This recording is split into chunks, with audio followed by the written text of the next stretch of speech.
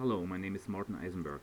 This is a talk given on behalf of OSGeo that was supposed to be given at the technical committee meeting in Boulder, but due to large technical difficulties didn't really happen the way it was meant to.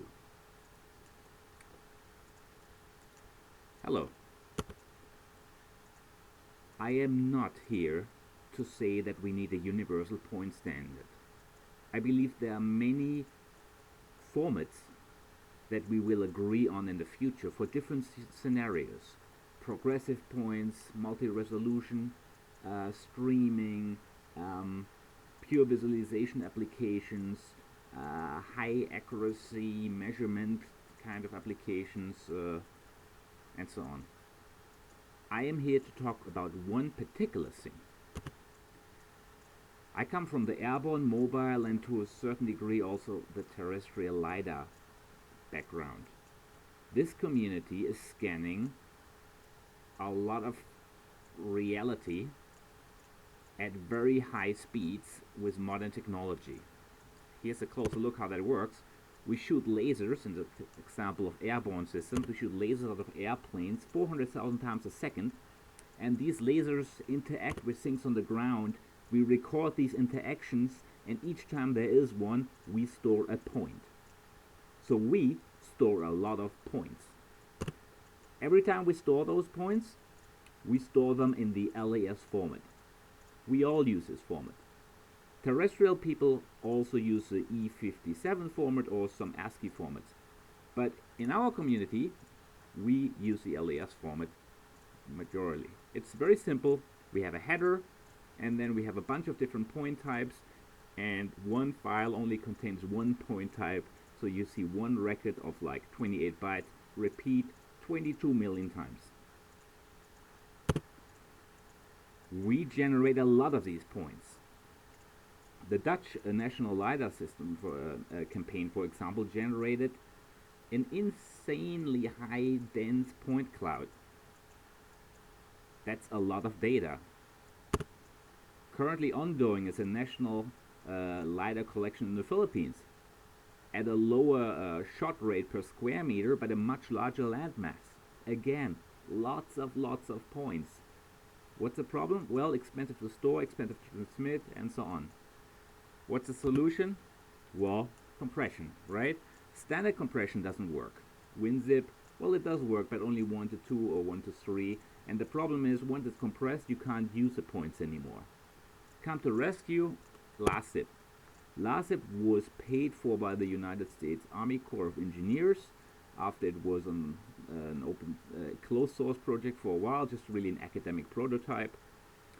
It has a number of nice features, very high compression, and probably the most important one, it's open source, LGPL license, and it has become very popular over the last year. It sort of has become a standard for compressed LiDAR. If you want to know more about it, there's a YouTube video on it. Pretty much every software, and that is an old list, pretty much every software implements it except very few. And pretty much everybody who distributes large amounts of LiDAR data uses that format. Not everybody yet, but a lot of people. Well, sometimes compression isn't the only thing you need. Sometimes you need to access a small part of the file because you're just interested in this area of interest, or you want to make a probe and get a few points around that probe. Then you need spatial indexing. And spatial indexing is not rocket science, it's been solved. There is an extension to called LAX or LASindex, which was published at ELMF 2012. 1 year after LASzip was published at ELMF 2011, and it has a number of nice features. I don't have to read them to you, and it can work nicely together with LAZ. So we have two nice open source technologies that solve a lot of problems, and along comes optimized LAS. Well, that isn't really LAS at all. It just works on LAS files as input. So what is that? Well, really, if you look at it, it is LAZ plus LAX plus a sort plus some statistics. The main difference, these are all minor technical differences. The main difference is it's closed source. It's proprietary. You only get a DLL to use it. So it's a great system. I was quite surprised how well it performs. But given that it was done 7 years later, and given that the authors had all the time in the world to look over my code, I was quite happy to see that they did not beat LASzip. That means we're really scraping at the bottom of the barrel. It's actually a little less efficient. But okay. However, maybe there is something else in that format, because the company that invented it claims there is something in there that they need. They need it so badly they couldn't use open formats like they usually say they do for everything. Well, what is that? Well, I assume beyond the rather blah additional statistics and histograms, which we could easily add via the LAS consortium, which they are a member of, maybe it's selective decoding. Or maybe something else that is really genius. I don't know. Why do I not know? Because it's a closed, proprietary format that only exists as a Windows DLL. That's why. Okay, so if that company really needs something new, I have a proposal for them. I have a proposal for them a long time ago, and I repeated it many times. We have a break in the LAS format. So the LASzip compressor, which is basically the standard, will have a break. And this natural break allows us to improve things I didn't think about when I wrote an academic paper 7 or 8 years ago. We have plans that were made, there was an open call for input 1.5 years ago. We have plans for selective decompression, for making certain things rewritable, and maybe add some attributes without having to rewrite the whole file, and whatever your idea is.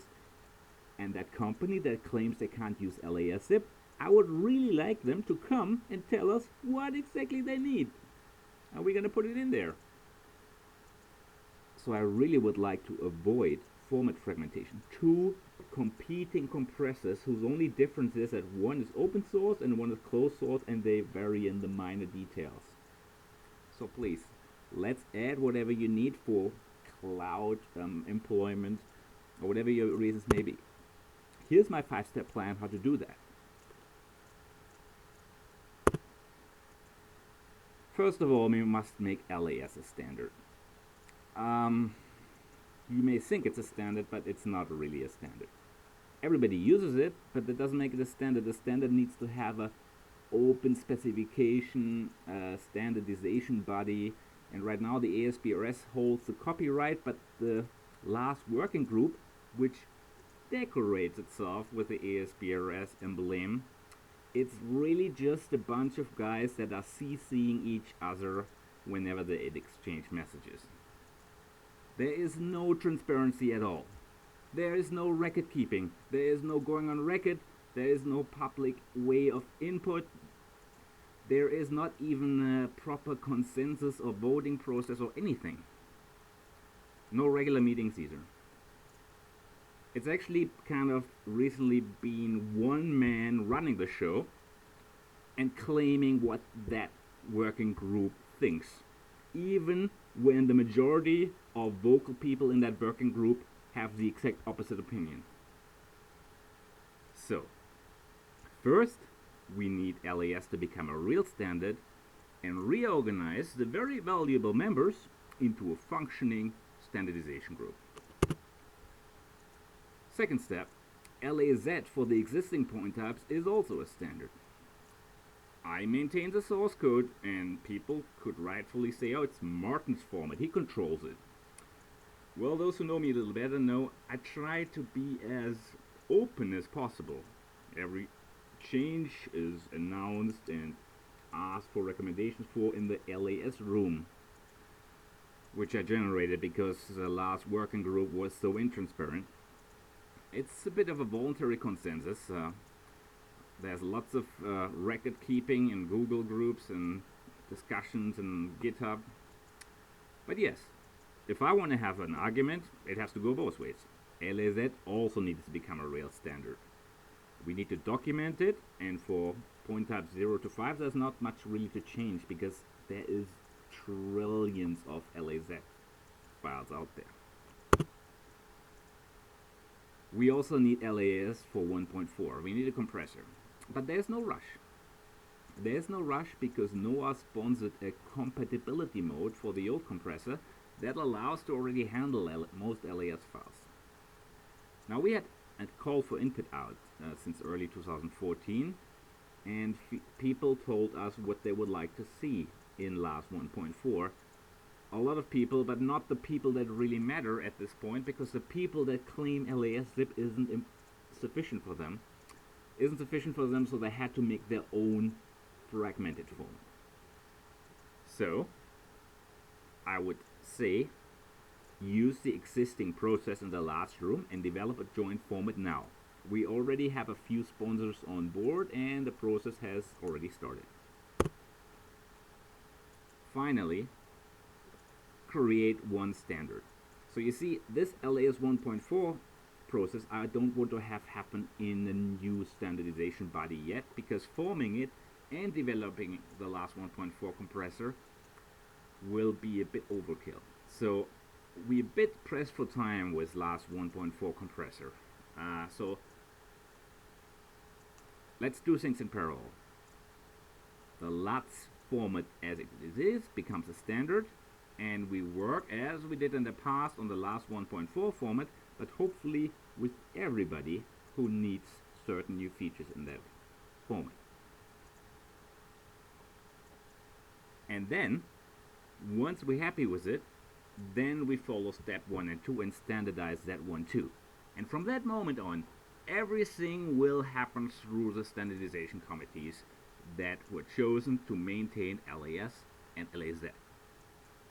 And finally, we need to pick an organization to do that. I told you before, the last working group is probably not, definitely not in existing form, the right way of maintaining the LAS format into the future. It is too much of an interest group. Many people there don't dare to speak up because another guy in there is a business partner and they don't want to hurt their feelings because there's a lot of contracts, you know.